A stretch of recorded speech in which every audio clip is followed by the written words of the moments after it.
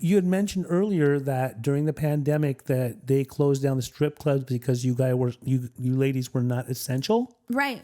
Yeah. So, and then it resorted to what? OnlyFans. No, not besides OnlyFans. Was virtual strip clubs. Virtual strip clubs. Yes, So does that mean that the regular strip clubs in person closed down, but those same strip clubs were displaying the women for people to watch online? With OnlyFans, when we shut down and we're told that, dancers are not essential during the pandemic, we all had to figure out a new way. And luckily, OnlyFans had just, rolled out. Sometimes I make mistakes in my life. Life goes on and on and on and on and on.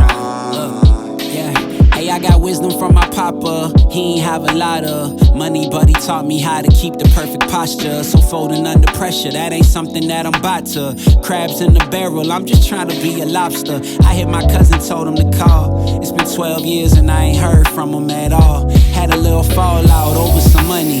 Damn, ain't it funny how the smartest people be beefing like they some dummies? But I hope you doing swell now. Hope your family well now. Welcome to Primary Purpose with Pej. I'm your host. Today, my guest is named Paula Rose. Paula is part of an organization called Power Reclaimed. Paula has a hell of a story. She was a teenage mother who then later on went on to work in various places, but she then went into the exotic dancing world, stripper. We'll get into that a little bit more too, at gentlemen's clubs and other places. She's had a very interesting life because later on she went on to become a person that was in a pageant. And then after that, she ended up going down a path of drugs and alcohol. Her parents were both afflicted and to a certain extent addicted to. And so she turned her life around, and now she, through her organization, is trying to come together and help people in the Portland area. She has a deep love for Portland. That's where she's from. Here we go. Hello. Paula, welcome to the show. Thanks for having me. It's about time. I'd agree, yes. I'm so glad that you came through. We talked about this a while back, and now here we are. So let's hear all about you. Who the hell is Paula Rose? So my name is Paula Rose, PR Public Relations. Mm-hmm. I am a former teenage mom. I had my son at 17, and that was very interesting, to say the least. It was not planned. Care to elaborate? What do you mean? Well, I was working at Dairy Queen, and I remember one of my coworkers looked at me and she goes, "You're getting a little bit bigger. Are you pregnant?"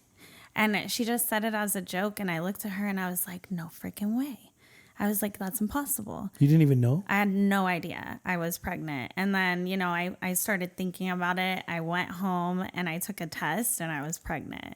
And my dad, he is Catholic. So he's very much, he passed away 3 years ago, but he was very traditional. And so you can imagine, your 17-year-old daughter coming to you and being like, "Hey, Dad, I'm pregnant." And he was not happy. No, I'm sure he was not freaking happy. So he took me to the doctors immediately. Mm-hmm. And when we got there, I remember the nurse came in after running the test, and she was so excited. She said, "Congratulations, you're pregnant." And my dad's just sitting there fuming, and I burst into tears.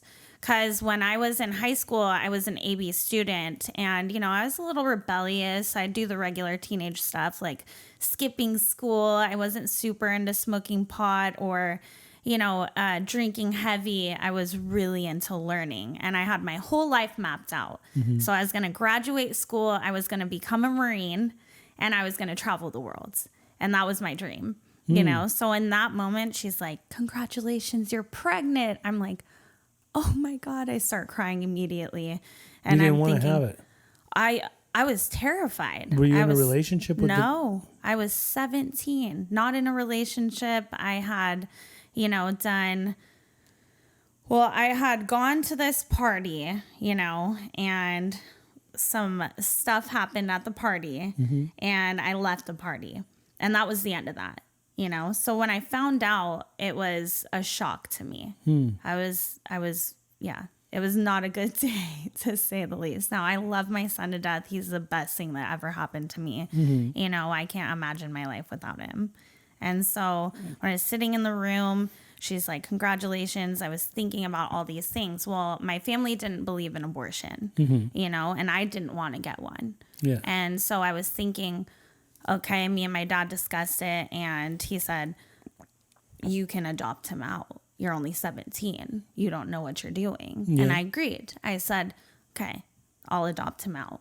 But 6 months into my pregnancy, I fell completely in love, you know, even though I hadn't met him yet. I was just sitting there growing my best friend, you know, and I thought, I feel like this is going to save my life, because even though I had big dreams, I was teetering, which I didn't know at the time, fighting my own demons and addictions. You know, they were just sneaking up, and I didn't have a lot of education on, you know, what to watch out for.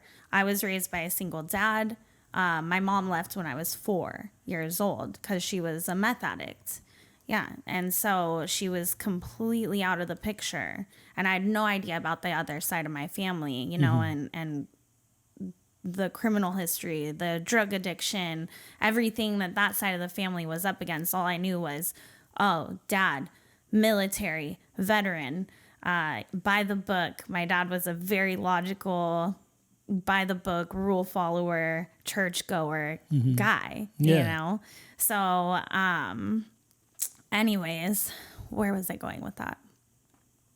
So I fell in love with him about 6 months into my pregnancy, and I was sitting there, and I didn't know how to tell my dad, you know, because he was very much like, you have to adopt him out. We're going to help you through this process, but there's no freaking way a 17-year-old is raising a kid. He was convinced that you're going to be adopting out. Right, he was. And so, you know, 8 months got in. I still hadn't told anybody how I felt. And then, you know, something happened, 8.5, almost 9 months. And I was diagnosed with preeclampsia. So what is that? It's when your blood pressure spikes through the roof, and something with your insulin. Basically, I had really high blood pressure. It's deadly for women that are pregnant. And sometimes when women get pregnant, their A1C goes up and they almost have diabetic symptoms. Is that kind of what it is? Yes, I feel like that is. But I was so out of it, and I was so sick, and I blew up like a freaking balloon. Like, you could press on my leg and it would be a huge indent. I was just retaining water and not feeling good. So I went into the hospital, and they were like, yeah, you got preeclampsia. We need to, you know, induce you right now. And I was freaking out, and I did not feel good. And I don't remember some of that. It was really stressful, one, as a teenager, but two, you know, being diagnosed with something, and they're like, we got to get the baby out of you, or you might die. This is or at the 8 baby. months? Yeah. And so Riley was a little bit early. But I had a safe delivery, and I told everybody, you know, in that moment, I was like, I'm keeping my baby. I'm keeping my baby. And there's not much you can do. You know, well, I don't know if I should tell everybody this because it's not good, you know, but if you decide you want to keep, you know, your child and you're underage, you are considered an adult in that, you know what I mean? Is that what happens? Yes. So I made the decision. I said, you know what? I'm keeping my son. That's it. And my dad's like, you're getting your own apartment. You're going to keep working. And if this is your choice, that's Sayonara. it. Pretty much that's it. My dad fell in love with Riley, by the way. Well, did you move out? I did, yes. I got my own apartment. How long after did he fall in love with Riley? Instantly. I love it. My dad has 4 daughters. I'm one of the youngest, and he had 2 older sons that wasn't talked about in the family. They were twins because they passed away, you know, and so he never had sons. I was the first, you know, daughter to have, you know, his grandchild, I was his grandson. So, he came around really fast. Right. And him and Riley had quite the bond after that. And it was a really beautiful thing. Love it. Yeah. But I worked at Dairy Queen, and then I got a job at Baby Gap. So, were you able to make it in the world working at these places with this new place that you got? 2008 was quite a different world than we live in now. So $700, more affordable. And you lived in where, Portland? Yeah. It was way more affordable. So I remember my 2-bedroom apartment was $700. I worked at Dairy Queen and Baby Gap. And then I switched to become a grocery bagger at Albertsons. And I worked at Starbucks at 6 a.m. I have no idea. I think about it often. I'm like, okay, how did I get through being a teen parent? I was going to say, these are all teenage jobs. Yeah. And then I was, breastfeeding, full-time mom. That young. I just got into the swing of it, and that was that, you know. I was a single parent. So it was crazy. Riley was raised by a group of my friends, and they're still really good friends of ours. He calls them aunts and uncles. Were they older? No, they were my age. They were all teenagers. Oh yeah, Riley grew up in a band of teenagers. So it's cool. Yeah. I mean, we did it. I'd say we did well. And then as you grew up and you got into your young adulthood, how did life start to take shape and form? Well, I started selling weed when I was around 19, 20 years old. Was it legal up there in Portland at that time? Nope. It wasn't legal? It was not legal yet. No. Wow. Yeah. We didn't have the dispensaries we do now, and the people, As going granola out. and hippie as that area is, that wasn't even legal yet? No. But I needed to afford diapers, and diapers are very, very expensive. So I got into, selling weed, and, I made really good money doing that. But I was still working as a grocery bagger and at Starbucks, as a cover. I thought I needed to cover my butt, So I kept a lot of things in my life under wraps. So I had some interesting dating stories at the time too. Like I was dating this guy, we'll call him Jay, and he was a drug dealer as well, so it just worked. He showed me all the ropes. He introduced me to all the right people, and I was on, Perfect. It was perfect. Yeah.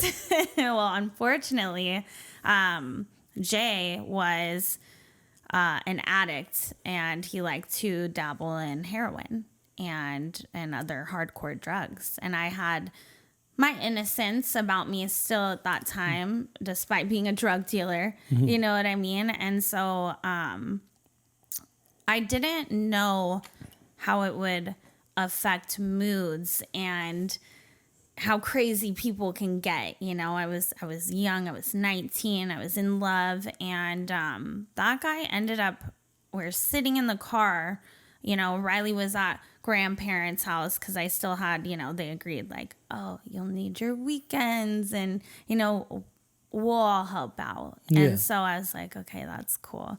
So I thought I had to get in all my teen playtime, in those little moments. And I did. Not in the best ways, but I did.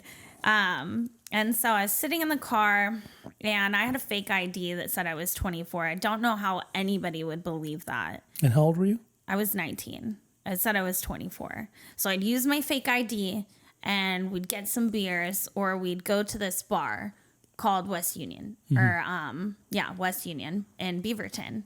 I know Beaverton. Yeah. West Union, people know what that is. That's the spot. That was one of the spots. So, anyways, we'd all gone out, we're like the rebellious kids, whatever. And I was sitting in the passenger seat. My boyfriend was driving at the time. And then one of my friends, Alex, was sitting in the back seat, and she was just being super loose, dancing around, feeling herself. And she decided to flash my boyfriend. And my boyfriend, we've been dating for a few years. I got upset. I said a couple years, I said, I don't like this at all. Like, I want her to get out of the car right now. Yeah. And he stopped the car and he was like, you need to shut up. And he took his fist and he just goes like this, bam. And he broke my nose. And that was, my first experience with him that was so nasty. You know what I mean? It was my first heartbreak experience where I was like holding my nose, blood exploded everywhere. I could see stars. And I just remember setting my nose because I'd seen so many movies and I was like, okay, I think I know what to do and I don't want a crooked nose. And that's what I was thinking about in that moment. And he freaked out. He was like, oh my God, baby, I'm so sorry. I'm so sorry. And I was just sitting there shocked and I was like, don't touch me. Yeah. I want away from you, and it was my first realization that my life's changing. I was not looped with the correct people. I was probably not doing the correct things in my life and I needed to separate a little bit. You know what I mean? And so I ended up breaking up with him. Full disclosure, we got back together a couple other times. Shocking. Shocking, right? He never changed. We did end up breaking up finally, but we know these types of relationships. Right. I didn't know I was in it, but I was in it. Oh, I'm gonna change. I'm gonna do way better. And he did better in the sense that he never hit me again, which doesn't matter. Now as I see it, if they hit you once, they're gonna do it again. That's done. Don't even go back. That's ridiculous. You should be treated so well, guy or girl in a relationship. It's normal respect. You know what I mean? Absolutely. But I remember I was sitting there and I was just in shock holding my nose. And I was like, everybody needs to just get away from me. So I hopped out of the car and I walked, back to my little tiny apartment. I sat there and I was just like washing my face off. I had work the next day and it was winter. So I had a broken nose and 2 black eyes and I had to go into work. Nobody knew that I was, in that kind of relationship.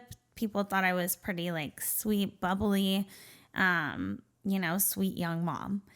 And so I'm sitting there. I could not put enough makeup on to cover it. Well, I go into, Albertsons. I'm bagging groceries. And I met this girl, which later became my best friend, and her name's Rochelle.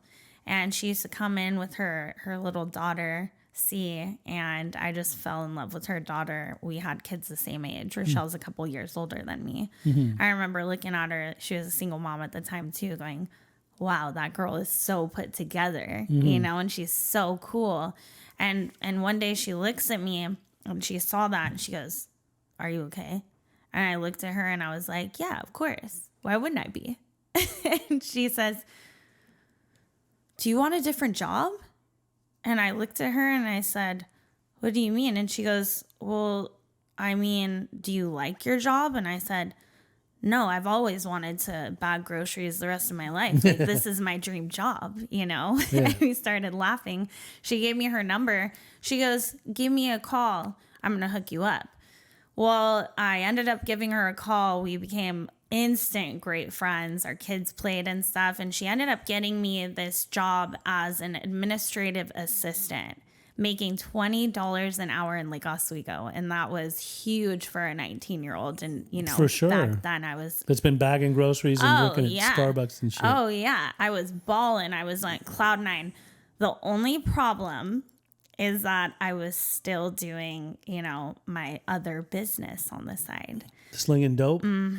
Yep. So my brain was still not working properly and I thought I needed more. So in my brain, I'm like, great, I have this big girl job now. I'm in corporate office in Lake Oswego, which is a very nice area. You have to dress up, wear high heels. I'm 19 years old, killing it.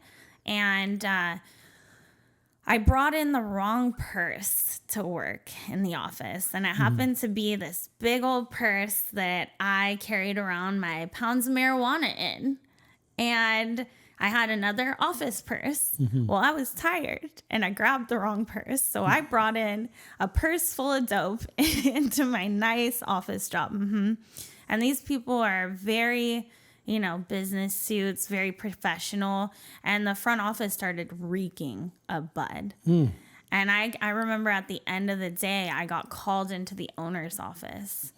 And I was sat down. I was terrified. And he goes, you smell like weed all day, right? And I said, God. Oh, man. I was like, no, I don't. It's not me. And he goes, this is the other part. You're going to be like, Paula. I made friends with some of the office people that rented out offices in the building, the owner's building that gave me the job, by the way. Oh, wow. To be the receptionist for all of these different offices. Good one. A good job, right? Yeah. So anyways, I decided it'd be a bright idea to start selling pot to these people too. Oh, wow. Yeah. So not only did they rat on me, other people were complaining that day. And long story short, I got fired. And I was crushed. Who ratted on you? One of the office boys, the young ones. He got caught with it. So he had to roll on me. Yeah. It rolls downhill. That's how it goes. Yep. So I couldn't deny it anymore because I tried to say, oh, yeah, that's not me. Some other guys, they smoke pot. He looked at me and he goes, look, he's like 40 years old. He goes, I've been your age before, Paula. And he's like, and I've also smoked pot in my time. He's like, but there's a time and place to do it. And under no exceptions to the rule, does anybody sell drugs at a corporate office? And I'm thinking, oh, whoops, I did. Yeah. So anyways, he said, you're done. I asked him, I said, well, I was freaking out because, right, single mom, I could finally afford diapers and, I'm like living comfortably. And I had my oh shit moment where I'm like, no, I want this job over that life.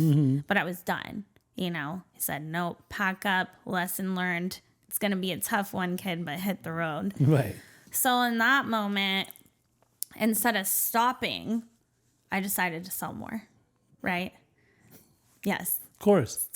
So I'm like, well, I'll just be a business owner at this point. So I started, moving copious amounts of marijuana. Yeah.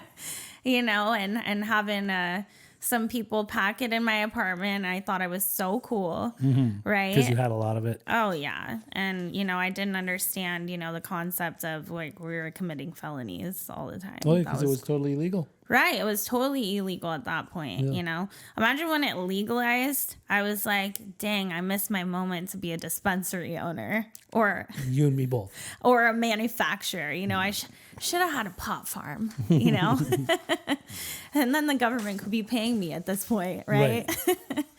So anyways, I got into that. I started partying a little bit more. I met my other best friend at the time, and her boyfriend at the time was the grower. So great connect, right? Again. And, Perfect. I started moving weight for him. We're sitting there one day in their apartments, and I had no idea the level that I was in at this point at all. And the WIN team kicked the door open. Is that SWAT what they call team. them? They do. They call them the WIN drug team? WIN team, the drug enforcement team. Okay. Yep. So they kicked the front door open and Riot gear? yes. And we're sitting there and we got hauled in. And that was the first time I was scared shitless, And they're like, you're never going to see your kid again. You got to get your stuff together, girl. They're like, you need to give names. I said, I don't know what you're talking about. Just like that. I said, I have no idea what you're talking about at all. And I'm not, I don't operate the farm that you're talking about or know anything about it. So can't help you, And eventually they gave up. They let me go. Unfortunately, it was you know, her boyfriend at the time that took the felonies and her, you know, they both took the fall. So after that point, I did stop, you know, all the riffraff, you know, and I started working harder, you know, and realizing that I needed to build a legitimate life. And, you know, Rochelle was still very much by my side, you know, trying to coach me through and be like, there's a better way to life. There's a better way to life. I promise. Yeah. Now, you know, while I wasn't exposed to my mom at the time, you know, I always had like a need, like something was missing. So, and I didn't understand that part of me, you know, so I got the job working, you know, at Pizza Hut as a delivery driver. And then I got lucky and I got a job at DHS as a caregiver doing house calls. And DHS stands for? Department of Human Services. Okay. Yeah. And for that area? Social work. Yeah. Yeah. Just making sure, because there's also DHCS too. Yeah. No, I didn't work for DHCS. Nope. Never fit the bill for that one. So you were a caregiver for a while? Yes, I was. Yeah. Old people? Yeah. Geriatrics. Yeah. Yep. I had a couple of plates thrown at me. It was awesome. Nice. Yeah. Grouchy, but you know. Yeah, yeah. I would be too. So. And then? And then my mom, she moved in with me. So my mom came back into my life.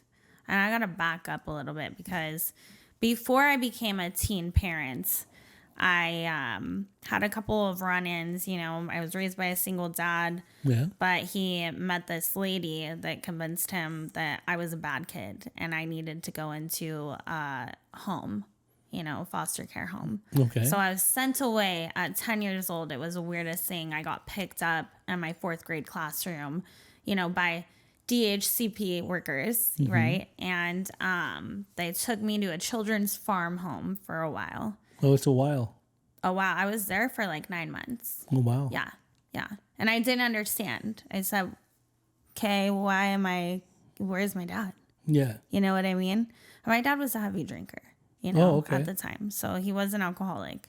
But I didn't understand that either. He was a functioning alcoholic. Right. You know what I mean? So meth mom, alcohol dad. Yes.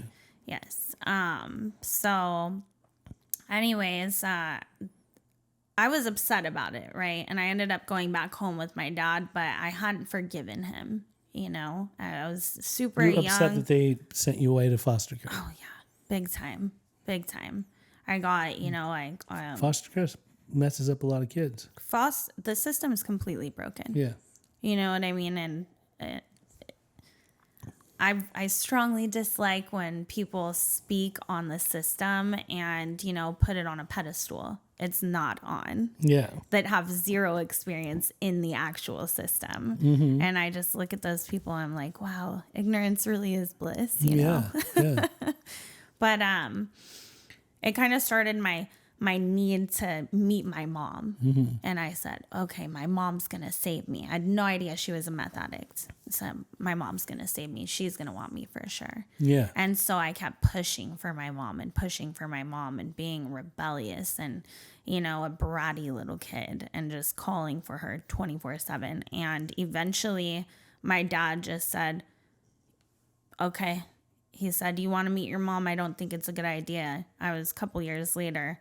And I hopped on a Greyhound and I went to Vegas to find my mom and meet her for the first time. And I was so freaking excited. I was in middle school at this time. And I was like, this is going to be so good. You know, I'm so excited to meet my mom. I love that. Yeah. Well, I get off the train and she's just so excited to see me and lit up. And I had no experience with what, you know, meth addicts look like. And my mom was a functioning meth addict. She hid it so well. Okay. Oh my God, she hid it so well. Okay. Still to this day, I'm like, how? You know? Like she didn't look like it? No, not at all. There were signs. Okay. Yeah. So anyways, actions, behaviors. Oh yeah. So moved in with her and, you know, she had guys in and out of our apartment. She was supposed to register me for school, and she didn't. She kept disappearing because we lived right next to the Palms Casino. Yeah. I know that area. Yeah. So I formulated, I was really good at making friends. And I think it was like a survivor instinct at this point, or just a super bubbly, like, I'm going to get out there and I'm going to find my people no matter what. And so that's what I did. I went around the apartment complex. I had no parents supervising me, so I could just do whatever I wanted. But I loved school so much, and I knew somehow what was right and wrong. And I'm like, something's wrong with my mom. You know what I mean? And I started realizing something's wrong with my dad and something's wrong with my mom. You know what I mean? And I might need to like step up and, take care of myself. Like live on your own. Yeah, like an adult, really young. How old were you then? I was 12. Yeah. Well, then, okay. Yeah. So anyways, I ended up forging my mom's signature and registering myself for school and getting my friend's mom to take me to school. It was really freaking hard though, because my mom was partying. So, I was getting up at 6 a.m. and I had to study and stuff like that. It's kind of hard to study when you're living in a methed out tweaker's den apartment. Yeah. With people in and out up all hours of the night, music, doing weird stuff, tinfoil on the windows and smoking cigarettes inside. Tweaker shit. Yeah, tweaker shit. And I'm just like a kid, just like, oh my gosh, man, get me out of here. Yeah. So me and my friends used to hop the wall to the Palms Casino too and play the penny slot machines. They're like, what are you going to do? I'm like, I'm going to win the jackpot. I'm getting out of here, like big dreams. Right, for sure. And so I got kicked out of the casino a couple times. I was going to say that young, they didn't kick you out. Oh yeah, they did. They're like, it only worked a couple times. They're like, where are your parents? And I'm like, oh, my mom's somewhere in here, playing, which I felt like she was, but she had no idea I was in there. Yeah. You know what I mean? And then eventually they're like, point out your mom, and you're not allowed to play these machines, And I was like, I don't know where she is. And they're like, get out, kid. Yeah. Slick. So anyways, I finally, I had a conversation, and I'll never forget this girl and her mom. They showed me so much kindness. They fed me. I could run away to her house, when it just got too much in my mom's apartment. And, they helped me get in contact with my dad. Yeah. And I remember calling him and crying and being like, Dad, I can't freaking do this anymore. And I was just like wrecked at that point. It was only a couple months later. That's all I lasted in that situation before I was like, I'm going back to Oregon. This is crap. And I was devastated because that's my mom. Right. So I thought for sure she's going to save me. And then, to find out your mom is that level of a drug addict, it's devastating for a kid. So I went home pretty broken, and my dad was pretty upset too, because what I hadn't realized is he tried to shelter me for so long. Wow. And when I got home, it was okay for a little bit, but my dad took a job, in Texas. So we lived in Oregon. He bought a house there, and then he commuted to Texas, and so he wasn't home a lot. And my stepmom and I had a really tumultuous relationship. Yeah. And it was pretty abusive, actually. And so by 16, I was out. You know what I mean? I got a job. I always say Dairy Queen. It was my first job. Dairy Queen raised me because I was already trying to like drop out of school, graduate early, and just work full time and pay for an apartment, emancipate myself just out of everything. And the owners of that Dairy Queen gave me the job without my parents' signature. I'd been picked up by the cops a handful of times, struggled in school, and they knew stuff was wrong. They figured like, okay, this girl's life something's not right. But then they didn't have the resources that they do now, so I was just another kid lost, you know what I mean? Circumstances in the system just lost in the system. Oh yeah, big time. So anyways, fast forward, you know, we got through the teen pregnancy and stuff like that. I'm in my 20s. I lose the job. I want to do well still. I still have these big freaking dreams. Yeah. You know, I don't care. I'm not going to be like my parents. Me and my son are going to make it no matter what anybody says. I'm not going to be a statistic. Ha ha. I already was. Yeah. You know? So I remember one of my girlfriends, she was working as a waitress, and, you know, an actual waitress. Yeah. You're looking at me, you're like, what kind of waitress? Yeah. The one that works at those places. Right. And she comes to me one weekend and she goes, dude, I just made so much freaking money. You have to come with me. And I'm looking at her like, what? What are you talking about? I'm like, is it legal? You know, because I like cleaned up my life, right? I'm like DHS. Trying to walk a straight line. Oh, big time. I'm trying to like do things right, you know? And so anyways, I agreed to come with her. So we go to the sex shop and I'm like, what are we doing here? She's like, we're getting outfits. This is what we need for our new job. And I was like, what? Okay. And so we picked out Baywatch outfits. Mm-hmm. Now, at the time, I was in a little bit of a financial pinch. Yeah. I needed to come up with $1,500. Exactly. And I had until that following Monday to do it. And I had no freaking idea. So that's how she was listening to me. And she's like, come with me. And I was like, okay. It's legal? Yeah. Okay. So anyways, we picked out these cute Baywatch outfits. And what I didn't realize, because I was brand new, I'd never done it before, is we're going to a strip club. Bingo. That's it. Beep, beep, beep, beep. Right. You're never going to believe this. You're not going to believe this, what I tell you next. Okay. What? So we go into this ghetto fabulous strip club. Oh, like a lower level? Oh, 100%. Super hood, super ghetto fab. Probably strip club. all nude.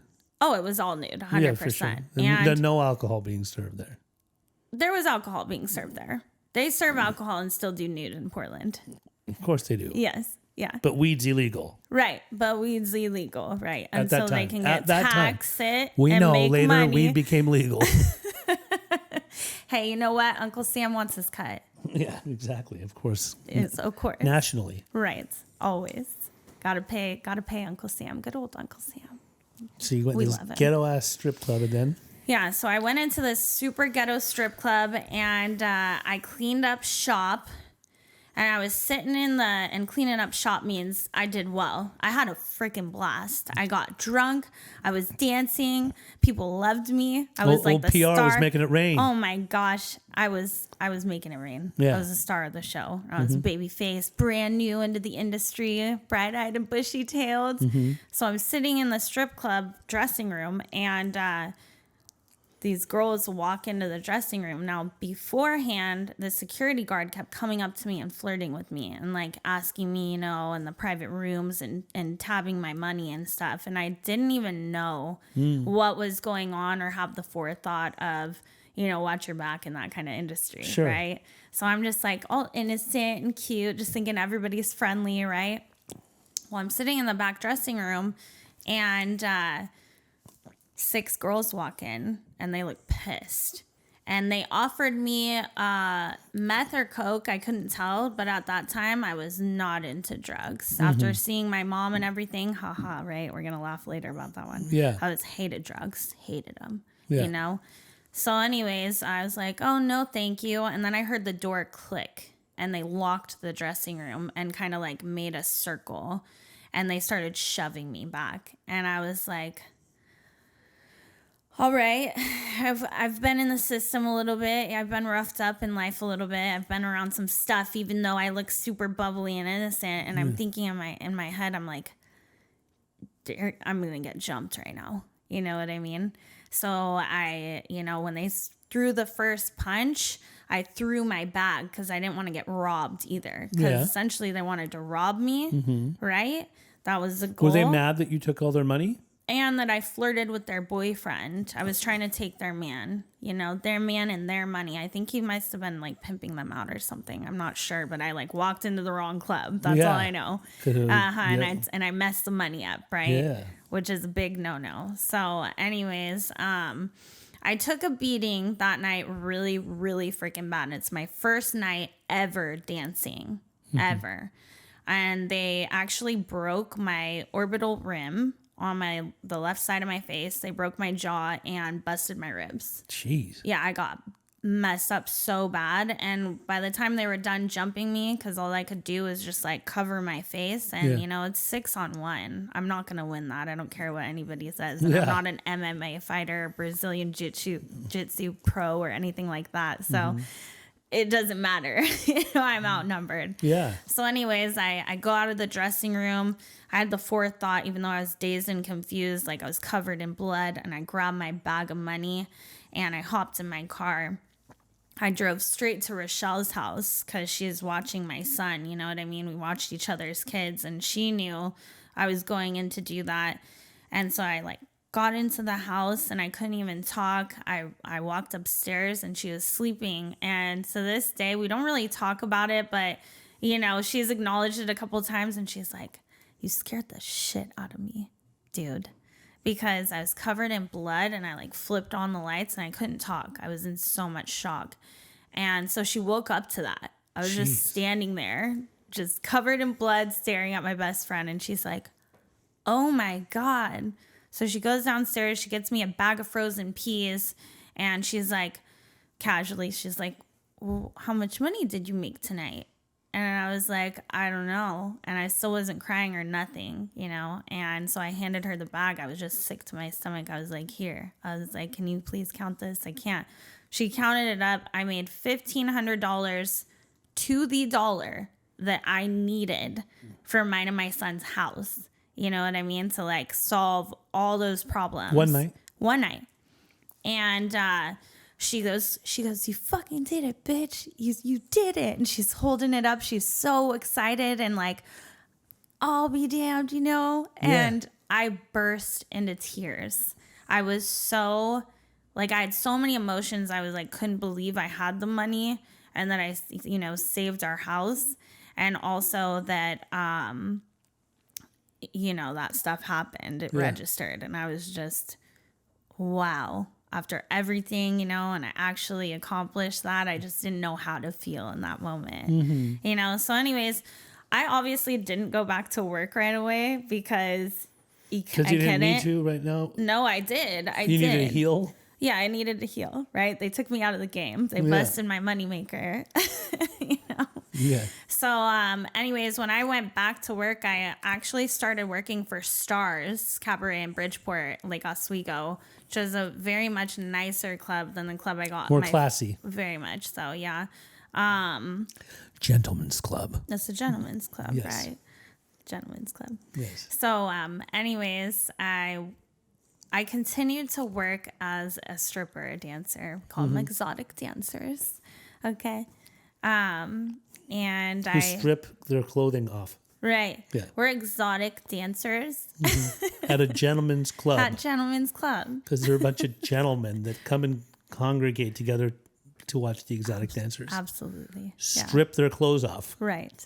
Right. Yes. Okay. We're entertainers. Entertaining the gentleman. Right. Exactly. And so I started doing that at Stars. I was there for years, you know, and I built off that. And I also started learning the business of merchant processing, so credit card processing. So in my illegal activity style or legal? Legal. The right legal. way. Yeah, absolutely legal. So both of my jobs were legal at this time. I did not speak openly about dancing though, because in credit card processing, I don't think you should in that environment. Never. Yeah. I mean, one, I wanted to protect my family's reputation and mine because I was approached a few times to do contracts for porn. Yeah. And I turned them down because were there porn producers or directors in that area then? Yes. Absolutely. Oh, in Oregon? Yeah. Oh, I thought all that shit was just down in LA and in the Valley and shit. No. Okay. Portland has the most strip clubs per capita, you know? I didn't know that. Yeah, in the entire United States. So There's a lot of bored people there that would want to go and get their thrills. Portland. They want to go and get entertained by the exotic dancers. Portland is awesome. It's a beautiful place, We'll talk about that later. We got some changing to do up there. We do. Yeah. Okay, so now you did that for a while, but then you transitioned. You went into the credit card thing too. Right. Yeah. Processing. So, yeah. But then you also entered into a new realm. I did. Yeah.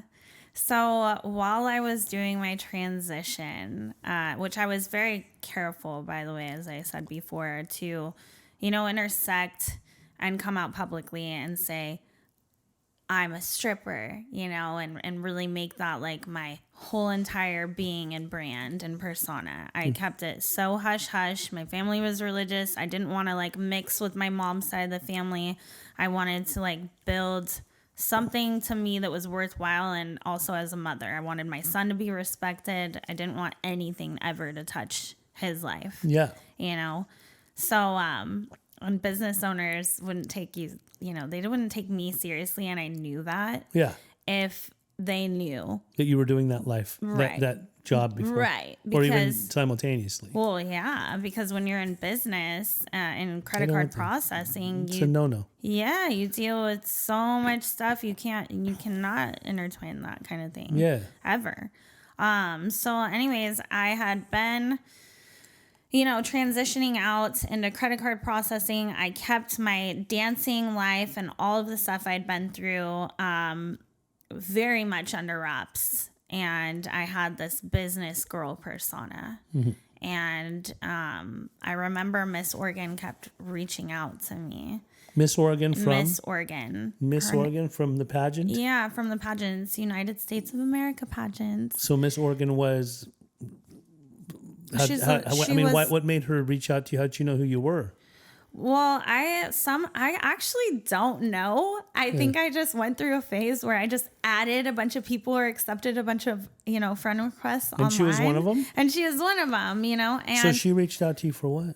She said, hey, you have what we're looking for. You should be a beauty queen. You should come compete in the pageants with us. You're going to love it. At the time, I was like, absolutely not. I am not that. Whatever you guys got going on, that is not me. Yeah. I'm like edgy, angsty. I can't do that stuff. I think it's all Barbie doll glamorous, things like that. Which it's totally not, surprisingly. So anyway, she kept messaging me for a couple years. Mm-hmm. She's like, Paula, you need to join our sisterhood. Like, I just know it. You have something worthwhile. And finally, I messaged her back. I said, Kendra, I appreciate it so much, but I'm just going to level with you because I have nothing else to lose at this point, and I'm just trying to like get myself off the radar. And I said, look, I grew up really rough. I've dabbled in partying. I've been in DV relationships, and I've danced before, like you don't want me. Yeah. And I'm a teen mom. Like there's nothing about me and my life that screams role model, pageant beauty queen, walking a stage in an elegant gown, and she laughed at me and she said, that's exactly what we need. She goes, we need somebody different. We don't want cookie cutter. We don't want perfect, graduated from a Harvard, top of your class, elite, rich family, great background, by the book. We need somebody with grit. We want to reach, your audience. I'd love it. And I was sitting there and I said, she goes, think about all the kids in foster care and all the little girls that... The difference that you made by coming out of there and going and making something of yourself. Right. And she said in the DV stuff, she goes, we talk about that stuff. We create platforms to help women, and elevate. She said, I promise you your story is what we need and what other people need too. She goes, think about all those little girls out there that can't relate to these other pageant queens. that could relate to you. Think about the difference you'd make if you stepped into that role to show them that you could even do that. And so I agreed to do it. And let me tell you, Pej, I had the freaking time of my life. It was so cool. I built a platform called The Silent Killer that spoke on domestic violence and that, you know, not just girls but guys. It's abuse is silent. You know, you don't come out and be like, hey, yeah, guess what happened last Friday night, you know. And then also I got involved in a couple of charities, and I got to speak with the kids, and I got to sit with, you know, what they say, underprivileged, you know, little girls. And I also, being me, I was actually stemmed the nickname PR is I just kept making connections and getting attention and somehow landing in the right rooms. And I don't know what it was, but, you know, I'd meet the mayors, I'd meet city council members, and just, you know, I kept rubbing elbows with people that, you know, essentially ran things. And so that was really cool. Now, unfortunately, you know, my dad got really sick and he ended up passing away. So I did not, you know, opt to continue to compete for the Miss Oregon title. And I actually moved to California. Right. Like right after my dad died, you know? So there's a lot I want to ask you. Yeah. I got questions. I didn't hear a lot of talk about addiction or alcoholism in, like, for you on your personal usage. Was there alcohol? Was there drugs?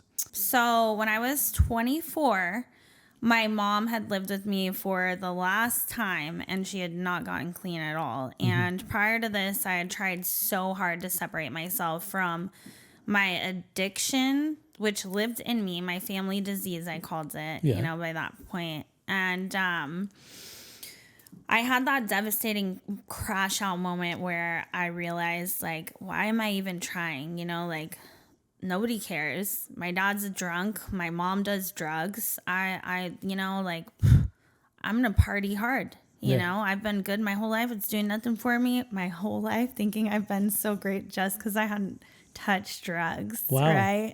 So that's why you're the late bloomer, because around that time is when you just said, I'm throwing in the towel. I'm going to do some stuff. Oh, yeah. And that's what's bad about it. You know what I mean? So what was the stuff that you did?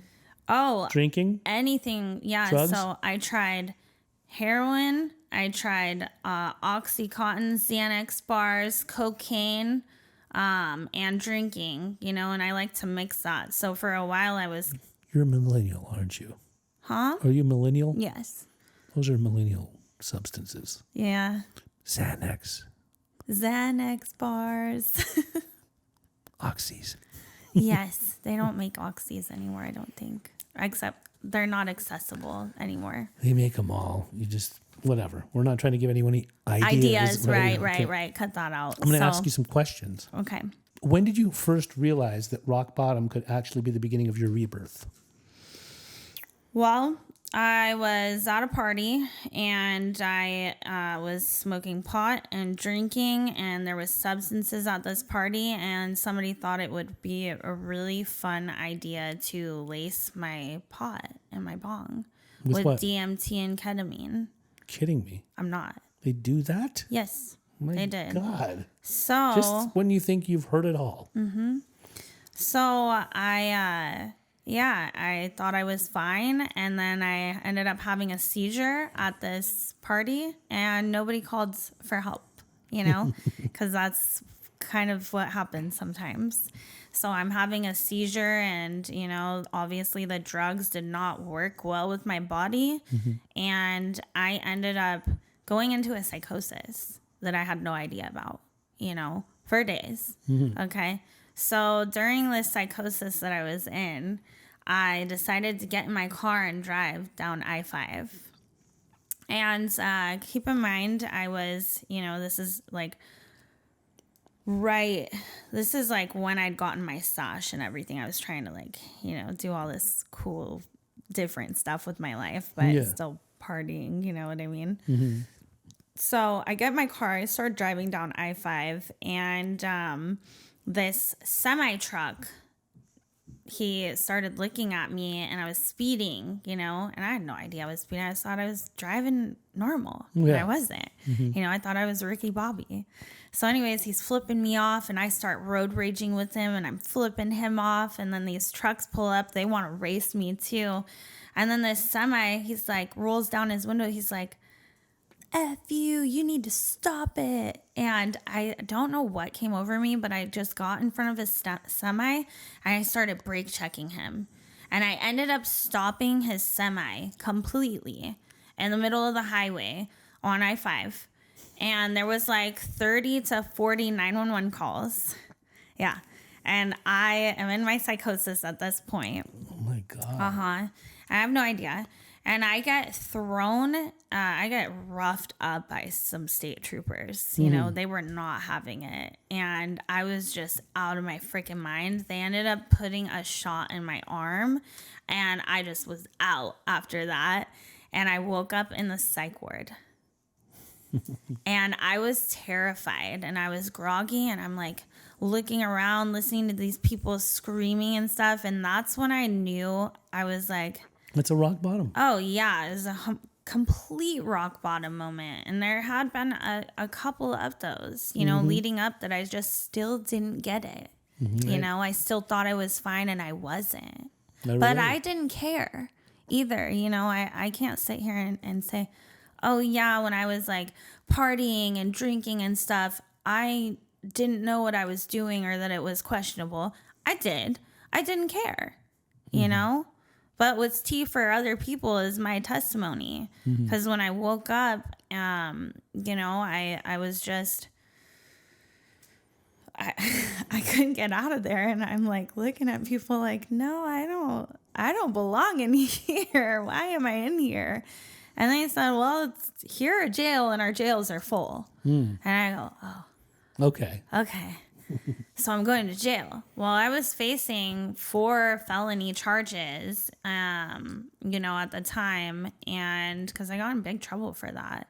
And that's when, my parents were so unimpressed with me, my whole family.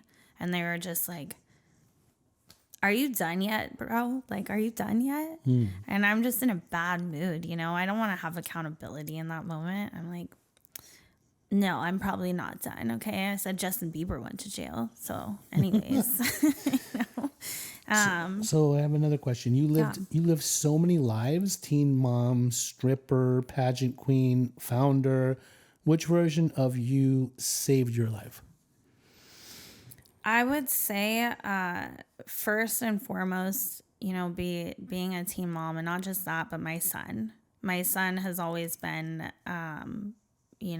my anchor and my need, my light at the end of the tunnel. Like, I have to do better. I have to push forward, and I can't imagine going through the things that I went through, even, being a teen mom and not having that, I don't think it would have worked out. It wouldn't. At all, I wouldn't have had that grit to keep, okay, let's reevaluate. Let's, do something different. What does reclaiming your power really mean to you beyond the slogan? It means that you can rise back from, essentially anything. And I really believe that, and you can almost reinvent, who you want to be. And you can take each thing that you learn, and you don't have to be defined by your past experiences. You don't have to be defined by, crappy choices that you've made in your life. You can choose to start whenever you want and reclaim your power whenever you want. It's in your hands. There is one other question that was presented here, and I kind of want to give a little twist to it, because it says, what do you wish people understood about women who use sex work or nightlife to survive? And I know that you had mentioned before we actually started recording that you had an OnlyFans. Yeah. Had. Okay. I do not have that anymore. Okay. Just because the reason I ask is because, like, between the nightlife worker, the moneymaker lifestyle, right? Yes. Exotic dancing. We only make $30K a year. Yeah, sure. Okay. Yeah. But with that said, like as far as OnlyFans and things like that, what do you wish people understood about that? Like as far as OnlyFans, is that something that becomes a survival mechanism for some people? No, it's an art form. You know, it's a way of expression. There's a huge stigma in the nightlife industry against, you know, strippers and OnlyFans. Yes, there is, you know, prostitution and drugs, and it's a party nightlife and stuff, but that's not majority. And we're real humans too, and we have goals. So it's. I've known a lot of strippers that put themselves through college while dancing. Yeah. Well, I'll tell you this. When I worked at Stars and before we shut down and I started my OnlyFans, that was my first rehab I ever went to, was a strip club. They put me on drink restriction. I thought I was Coyote Ugly when I was working at that bar, and I got everybody too hyped up. And I was spinning on the pole. I was blackout drunk, and I flew off the pole into customers, and I was laughing. They weren't even mad. Yeah, it was rowdy. It was a scene. Yes, it was a scene, and I didn't stop right then. I decided it was like fly off the pole and stand up and dance on the bar. And I was getting everybody hyped in there, you know, which isn't, to me, I was like, this is a rock star lifestyle. It's not a bad thing. But I got put on drink restriction. Real quick. I was not allowed to drink. They got in front of that. So you had mentioned earlier that during the pandemic that they closed down the strip clubs because you ladies were not essential. Right. Yeah. So, and then it resorted to what? OnlyFans. No, not besides OnlyFans. Was virtual strip clubs. Virtual strip clubs. Yes, so does that mean that the regular strip clubs in person closed down, but those same strip clubs were displaying the women for people to watch online? Well, no, we had, and I did too. I had a little studio in my bedroom. A lot of strippers Was there a pole in your room? Yes, have poles in their houses and little studios. You know, we like to practice. We're pole artists, you know, and it's good exercise, and it's fun. It's a way of expressing yourself. Sure. And so, aerialists, pole artists. Yeah. I mean, that work is hard. You know what I mean? Believe me, I know. It's not easy to balance. Like, there's not everyone can do that. No.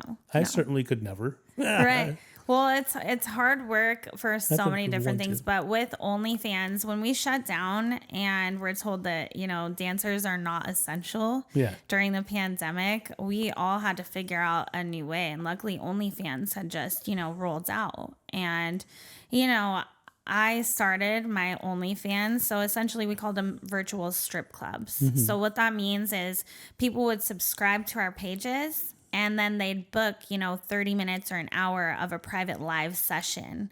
And we twirl on the pole or whatever, you know, they requested, wear whatever they requested color-wise and stuff like that. Yeah. You know, that's what my personal experience was. I had an OnlyFans. I really enjoyed it. So I was very creative. I used to get candy from the corner store, you know, and set up my room and pour candy all over and, you know, just take pictures. But I did implied nudes. What does that mean? Implied nudes is where you're essentially naked, but you're covering all of your, you know, your spots up, your privates. Covering with what? Paint? Like paint, you wear underwear, you know, you do butt shots from the back, you just make it, you know, interesting. And I had a great time doing that. So I would wear like white t-shirts and get in the bathtub and do like rose petals, like candles. And then I'd have my friend just standing at the top and dumping water buckets on my white t-shirt, you know, and we'd film that, you know, things like that. Yeah. Okay. So I want to get into another conversation. It's one that we've had a deep conversation about more recently, being that you're from Portland. And because I had never been to Oregon until about 2.5, 3 years ago, I went up to go do an intervention in Beaverton, of all places. But then I got to go see, what's the other town? Tiger, which is right next to it. And then after that, I went down to Portland. And I know that Portland's got really bad as far as addiction. I know that you're... a lot of people. You've obviously lost a lot of people to overdoses and things like that, and you know a lot of people that could definitely use some recovery. Yes. in that area. I mean, obviously, you and I both live in the Mecca, Southern California, of recovery. Not saying that we have the best recovery around, but we have really great recovery, right? But resource-wise, yes. Resource-wise, plenty of meetings, all that stuff, just community, right? So we talked about more recently, something about Oregon has a special place in my heart. And I do believe, probably because I get a lot of calls from a lot of people from Oregon, Washington, West Coast, left coast, whatever, but people that are really like not doing well and they don't have the resources, they don't have the ability to get the treatment that they need. Obviously, Oregon has a lot of state insurance and there are centers that do help people in getting the help that they need. But I want you to talk about briefly, and then we'll close it out, about what the plan is, like what we talked about would be better for the betterment of Oregon as far as building the recovery community. Yes. So essentially, I moved out to California, and I knew I needed a change, and that's how I learned so much in recovery, and it had a huge part of my sobriety, and I believe that it stuck because of the community and because of the resources out here. We don't have that in Oregon at all.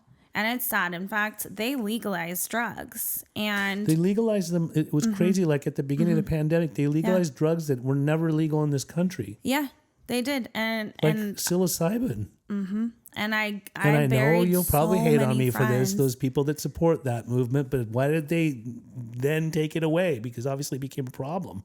Well, yeah. I mean, when I was there, it reminded me a lot of Skid Row. So they legalized drugs in Portland and Oregon, really, and we saw an epidemic, and I buried a lot of my friends, and that was very, very sad. These are people I grew up with, and teenagers to young 20s are dropping like flies. That's never a good feeling.